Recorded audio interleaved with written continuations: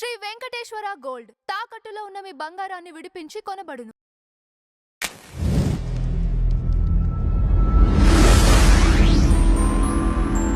నమస్కారం నందమరిచంద్ర గారు. నమస్కారం రాజబాబు గారు. సార్, ఈ రోజు మన ఫ్లాష్ బ్యాక్ లో టాలీవుడ్ లో బహుముఖ ప్రజ్ఞాశాలు చాలా మంది ఉన్నారు కదండి. చాలా మంది ఉన్నారండి. కథా స్క్రీన్ ప్లే, మాటలు, దర్శకత్వం అన్న చాలా మంది ఉన్నారు. మా గురువు గారితో సహా ఉన్నారు కదా. సరే, పక్క రాష్ట్రం వెళ్దామండి. తమిళనాడులో కూడా అక్కడ మరీ ఎక్కువగా ఉన్నారండి. ఉన్నారు. అప్పుడు ప్రతి వాడు అతను అసిస్టెంట్ డైరెక్టర్ సహా రైటరే, కథా రైటరే. అదే నేను చాలా మంది చూశాను అక్కడ. సినిమాని అంత ప్రేమిస్తారు. అట్లా మనం చెప్పుకోదగిన వ్యక్తి అండి భాగ్యరాజే గారు. అయ్య బాబు, మహాదేవ్. అసలు కింగ్ ఆఫ్ స్క్రీన్ ప్లే అనే పేరు ఎందుకు వచ్చిందో తెలుసండి ఆయనకి. ఆయన స్క్రీన్ ప్లే రాస్తే పక్కా, అంటే ఇక వంక పెట్టడానికి కూడా లేని పకడ్బందీగా స్క్రీన్ ప్లే రాసేవాడు అంటాడు ఆయన. ఆయన కథ ఇచ్చినా ఏదైనా అంచేత అసలు అతను తను రైటర్ అని కూడా ముందు తెలియదండి. తర్వాత భాగ్యరాజ్ గురించి చెప్పే ముందు ఆయన ఒక విలేజ్లో పుట్టాడు ఆయన. ఇప్పుడు ముందు చిన్నతనంలో ఎవరైనా ఏమనుకుంటారండి, ఆట, చదువు, ఇలా చేసుకుంటూ ముందు అమ్మ నాన్న ఇవే తెలుసు వాళ్ళకి. ఏమండి, తర్వాత వయసు పెరుగుతున్న కొద్దీ కొంచెం కొంచెం అవగాహన వస్తూ ఉంటుంది. చదువుతున్న కొద్దీ విజ్ఞానం పెరుగుతుంది, కొంచెం ఆలోచన పెరుగుతుంది. అంటే ఈ వాట్ ఈజ్ వాట్ అనేది చదువుతున్న కొద్దీ తెలుస్తుందండి, ముందు తెలియదు. అండ్ ముందు ఏది చూస్తే అదే అన్నట్టుగా ఉంటుంది చిన్నతనం నుంచి.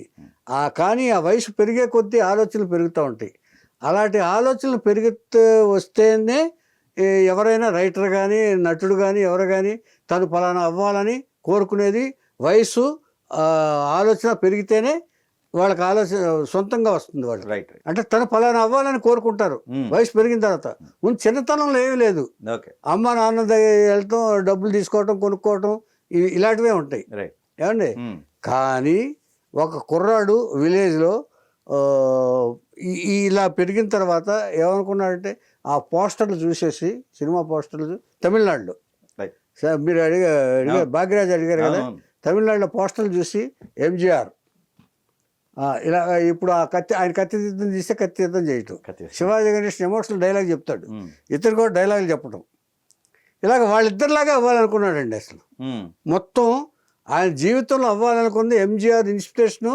ఫస్ట్ వయసు పెరిగిన తర్వాత కొంచెం ఎంజీఆర్ను ఇది అంటే కొంచెం చిన్న వయసులోనే పడ్డ ముద్ర పెద్ద అయ్యే వరకు అలాగే ఉండిపోయింది ఆయన. అంటే యుక్త వయసు వచ్చేంత వరకు. స్కూల్లో అడిగారంట, స్కూల్కి వెళ్తారు కదా, అందరూ ఏం చెప్తారు, నువ్వేమవుతారో డాక్టర్ అవుతాను, నేను ఇంజనీర్ అవుతాను, లేకపోతే నేను వ్యవసాయం చేసుకుంటాను, లేకపోతే ఇంకొకటి ఎలా చెప్తారు విలేజ్లో. అలా చెప్పేటప్పుడు ఒకడు పోలీసు ఉంటాడు. తర్వాత నువ్వేమవుతారో అని భాగ్యరాజుని అడిగారు. నేను ఎంజీఆర్ శివాజీని అవుతాను సార్ అన్నాడు. అందరూ నవ్వారు.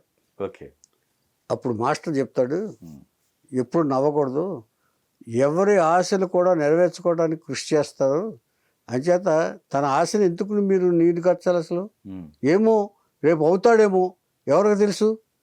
అంచేత అలా అవ్వాలని అనుకోవట్లేదు. ఎప్పుడైనా గొప్పవాళ్ళ గురించి అవ్వాలనుకోవట్లేదు, తప్పులేదు. మనం ఆలోచనప్పుడు గొప్పవాళ్ళ గురించి ఆలోచించాలి. అలా అయితే ఆదర్శవంతంగా బతుకుతాం మనం.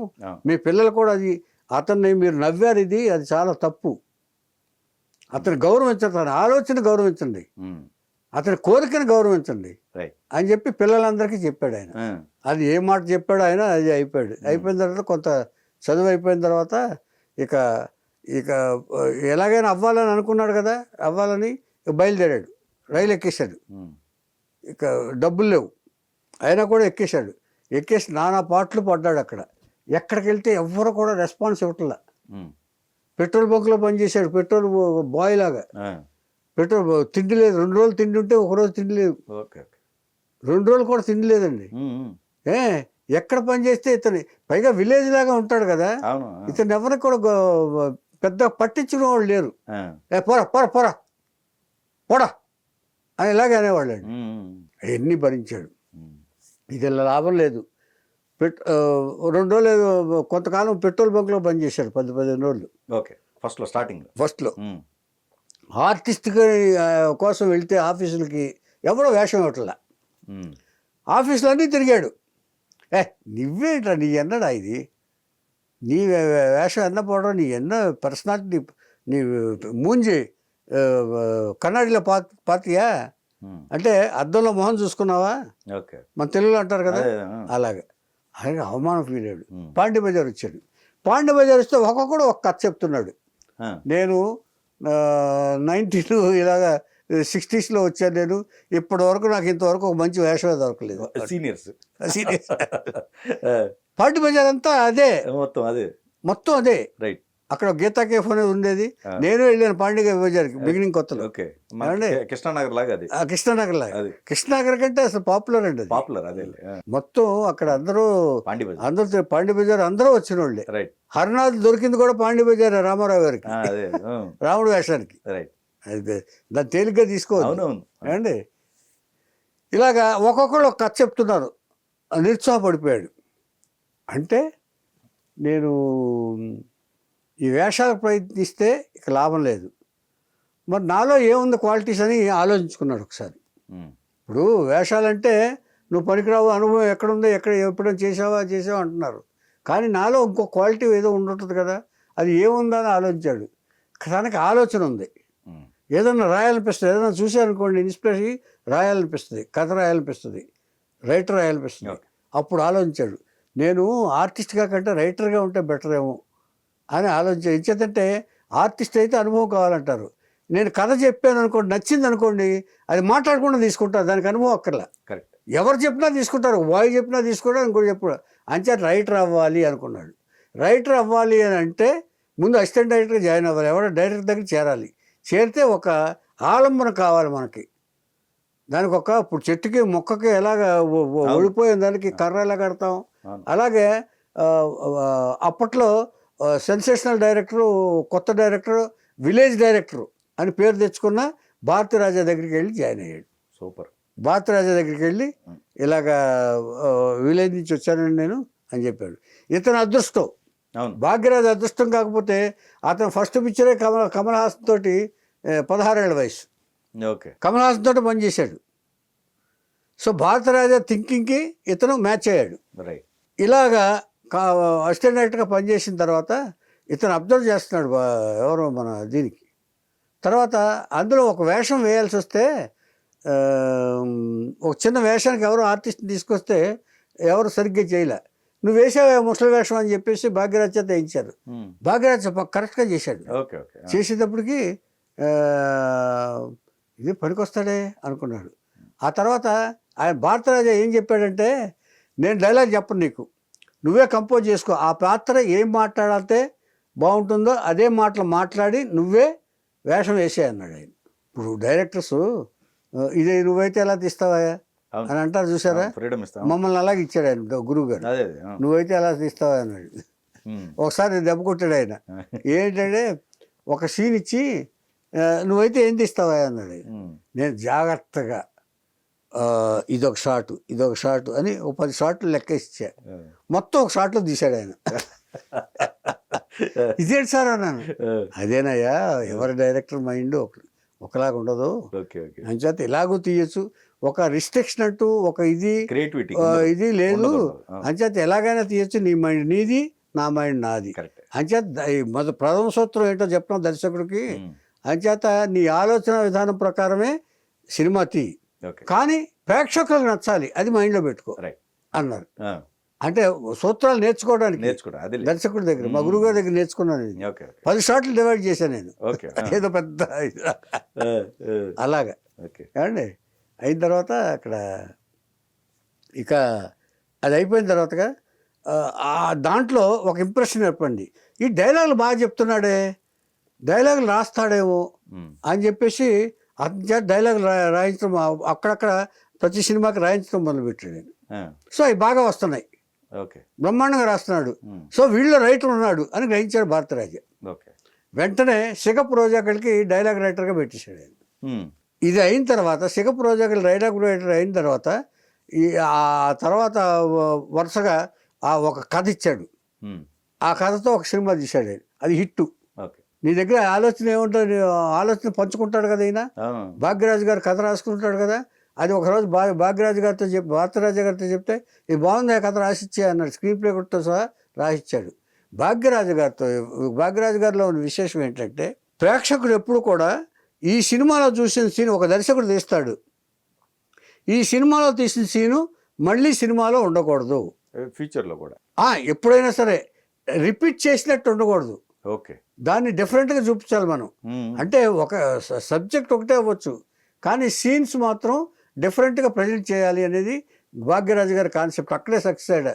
అందుకే ఆయనకి బిరుదు కింగ్ ఆఫ్ స్క్రీన్ ప్లే అని ఇచ్చారు. కింగ్ ఆఫ్ స్క్రీన్ ప్లే అన్నారు. అంటే స్క్రీన్ ప్లేలో మాస్టర్, రైట్. ఇక దాని తిరుగుదు లేదన్నమాట. తర్వాత పక్కింటి వాడి ఇంట్లో జరిగినట్టుగా మన ఇంట్లో జరిగినట్టుగా కథలు ఉండటం అనేది ఆయనకు ఒక అలవాటు. ఆ తర్వాత ఇది ఏం చేశాడంటే ఆయన భారతరాజా ఒకరోజు డైలాగ్ చెప్తున్నాడు సుధాకర్కి. సుధాకర్ చెప్తుంటే ఆ సుధాకర్కి ఎక్కదు కదా హీరో, అక్కడ ఎక్కడ అవుతుంటే ఇతనే యాక్ట్ చేసి చూపుతున్నాడు. ఎమోషన్స్ అన్నీ, కామెడీ అన్నీ యాక్ట్ చేసి చెప్తున్నాడు. చూశాడు ఈయన భారతరాజా గారు, ఇదేంటిది చాలా బాగా చేస్తున్నాడే, ఇతనిలో ఇంత ఆర్టిస్ట్ ఉన్నాడా, నాకు తెలియలేదే అన్నాడు. అంతే, కరెక్ట్గా అతను హీరోగా సినిమా మొదలుపెట్టాడు. పుదియ వార్పుగల్, ఓకే, అంటే కొత్త జీవితాలనే సంథింగ్ ఏదో పుదియ వార్పుగల్ సినిమా సూపర్ హిట్. ఆ తర్వాత ఓరు ఖైదీ అండ్ డైరీ అని కమల్ హాసన్ తోటి సినిమా కథ రాసి ఇచ్చాడు ఈయన, బెస్ట్ స్క్రీన్ ప్లే తోటి. అది సూపర్ హిట్ అయింది. దాన్ని హిందీలో తీయడానికి ఆ తర్వాత ఏం చేశాడంటే భాగ్యరాజా గారు సువరేలా చిత్రంగల్ అని చెప్పేసి ఒక సినిమాతో డైరెక్టర్ అయ్యాడు తను. అంటే కొంతకాలానికి అవ్వాలి కదా ఎవరైనా సరే, ఎంత సరే గురువు గారు ఆశీస్సులతోటి. స్టేట్మెంట్ ఏమి ఇచ్చాడు తెలుసండి భారతరాజా ఒక సందర్భంలో, నేను రైటర్ని కాదు, భాగ్యరాజా లేకపోతే నేను లేను అన్నాడు స్టేజ్ మీద. భాగ్యరాజా ఇచ్చిన కథలో భాగ్యరాజు ఇచ్చిన డైలాగులతోనే నేను నా చిత్ర జీవితాన్ని వైభవంగా గడుపుకున్నాను అన్నాడు. అంతటి పేరు ఇది వచ్చింది ఏమండి. ఆ తర్వాత ఈయన వచ్చిన తర్వాత కాన్ఫిడెన్స్ వచ్చిన తర్వాత ఈ డైరెక్షన్లోకి దిగాడు. సువరిల్లాద చిత్రంగల్ అంటే ఈ గోడ లేని చిత్రాలు గోడ లేకుండా ఉంటాయన్నమాట. అది గోడ ఉండాలి కదా బొమ్మలు అతికించడానికి, గోడ లేని చిత్రాలు బొమ్మలు, ఆధారం లేని. అదే చేశాడు, బాగా చేశాడు. అయిన తర్వాత అక్కడి నుంచి వరుసగా సినిమాలు, ఇక ముందానే ముడిచ్చని సినిమా తీశాడండి, 3 దాంతో ఓర్వశిని ఇంట్రడ్యూస్ చేశాడు. ఎవరు ఓర్వశి ఆర్టిస్ట్ లేదండి, అక్కడ ఓర్వశి మలయాళం. ఆ అమ్మాయి చెల్లెలు కల్పన కూడా చిన్న వీడు అంటే చెన్నెల్లు, సెకండ్ ఫ్యామిలీ. దాంతో కల్పన అనే అమ్మాయిని ఇంట్రడ్యూస్ చేశాడు, ఇద్దరిని తనే ఇంట్రడ్యూస్ చేశాడు. ఆ తర్వాత అప్పట్లో వాళ్ళిద్దరికి మీద రోబర్ట్స్ కూడా వచ్చినాయి. అట్లా అయినప్పుడు ఇక వీళ్ళ లవ్ స్టోరీ చెప్తాను భాగ్యరాజ్ తను. ఇక ఈయన 1953లో వేలయమ్మన్ కోయిల తమిళనాడులో జన్మించాడు ఈయన. తర్వాత ఈ చంద్రమహేష్ తోటి ఒక సినిమా డేట్స్ ఇచ్చాడు ఆయన, అది కూడా పాపం వర్కౌట్ కాలేదు. ఇదితో ఉన్నాడు కానీ యాక్టివ్గా ఉన్నాడు. ఈ పరిస్థితుల్లో భారతరాజా గారు చనిపోవటం ఆయనకు పెద్ద ఇది. 10వ తారీఖునే చనిపోయారు, జూన్ 10వ తారీఖున. కానీ విశేషం ఏంటంటే ఆయన చనిపోయిన 15 రోజులకి ఈయన చనిపోయాడు. 10వ తారీఖున ఆయన చనిపోయాడు, 27వ తారీఖున ఈయన చనిపోయాడు. పోనీ కారణం ఏమైనా ఉందంటే ఏమీ లేదు, వాకింగ్కి వెళ్ళి వచ్చారు, కూర్చున్నారు, రిలాక్స్ అవుతున్నారు, హార్ట్ అటాక్ తోటి భాగ్యరాజు గారు చనిపోయారు. అన్ఎక్స్పెక్టెడ్ డెత్ ఇది. ఇంకా భారతరాజా గారు తీసుకుని హాస్పిటల్లో ఎయిల్మెంట్ తోటి చనిపోయాడు ఆయన. భాగ్యరాజు కదా ఏమీ లేదు, చాలా హ్యాపీగా వాకింగ్కి వెళ్ళి వచ్చాడు ఆయన, సోఫాలో కూర్చున్నాడు. సో అంచేత గురు శిష్యులు, ఇందులో విశేషం ఏంటంటే గురు శిష్యులు ఒకేసారి పైలోకానికి వెళ్ళిపోయారు.